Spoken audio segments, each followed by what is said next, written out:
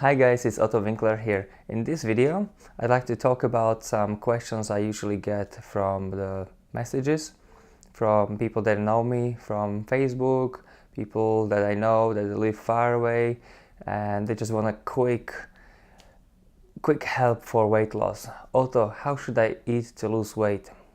So let's break this down to something more simple, that what is the main reason sometimes we gain that weight. And we can observe, for example, how holidays or Christmas, for example, where we have overabundance of alcohol, sugar, extra meals, so we can see how quickly we can end up with a massive amount of excess calories. So this was something which I came into self-realization since shortly after Christmas. I decided to lose body fat.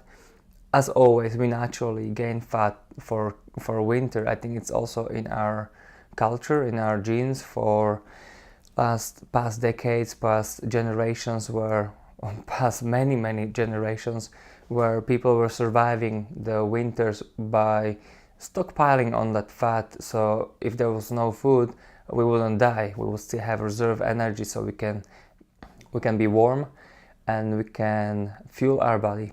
So Christmas and also that overabundance of calories will cause us to gain weight. Yeah.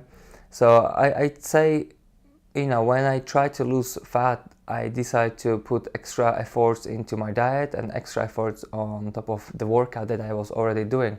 So I end up with around 11 to 13 sessions a week on top of what I do as a fitness instructor. And funnily enough, with all that supplementation, great diet, low carbohydrate diet, I managed to lose around 3 kilograms of fat in 2 months only.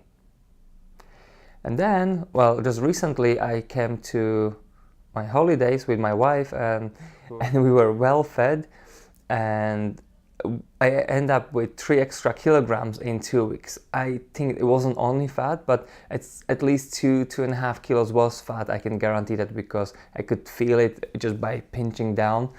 And also my belt was getting tighter and tighter. It was 2 weeks only when I let go a little bit of my regular exercise regime.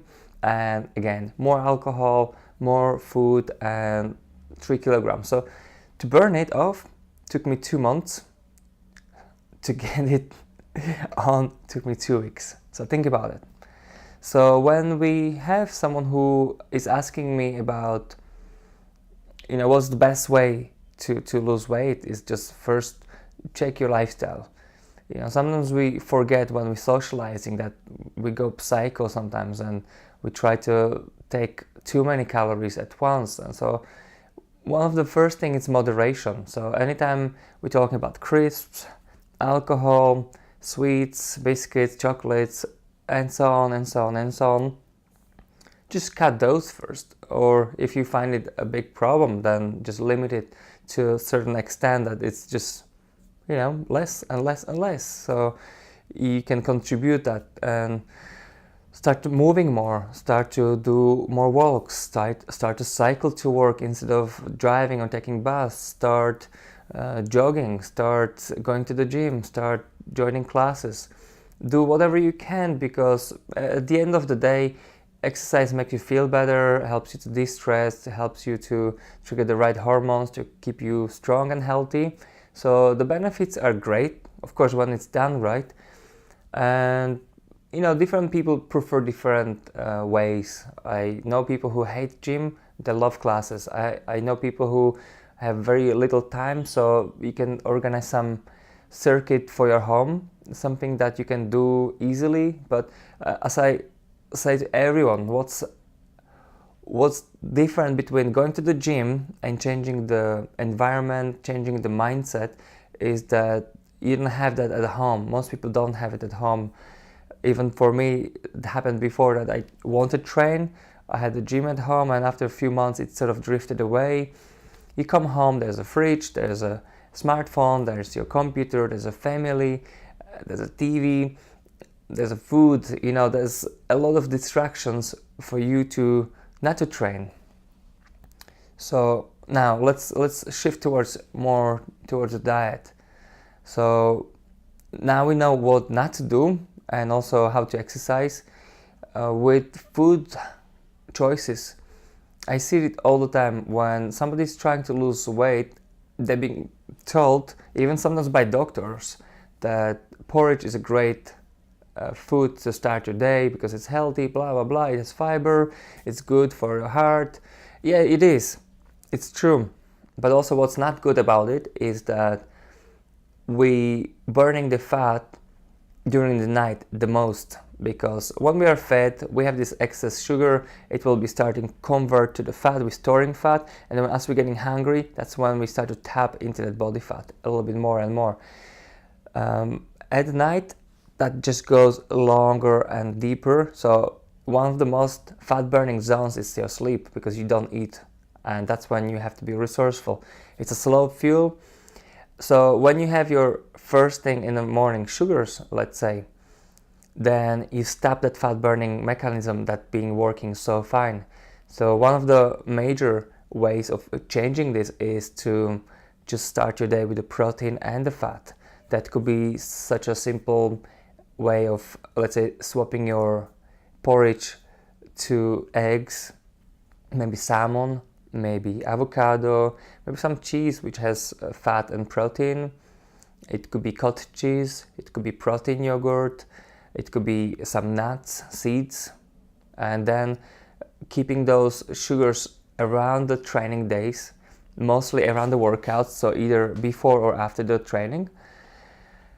And one of the major technique or method we can say is to cycle those carbohydrates for your training days in a way that you don't feel deprived. I mean, I've been promoter of ketogenic diet for a very, very long time, and you know, most people are not able to get into the ketogenic diet because of the social pressure and the habits, and you know, it's not for everyone. I must say, I must admit that it's not even for me. I like carbs and they feel good for me. I feel, you know, I'm handling them well, but it's good to tap there, so we create a sort of metabolic flexibility. So being able to burn sugars when we have them, being able to burn fat when we have them. So that will allow you to be more flexible.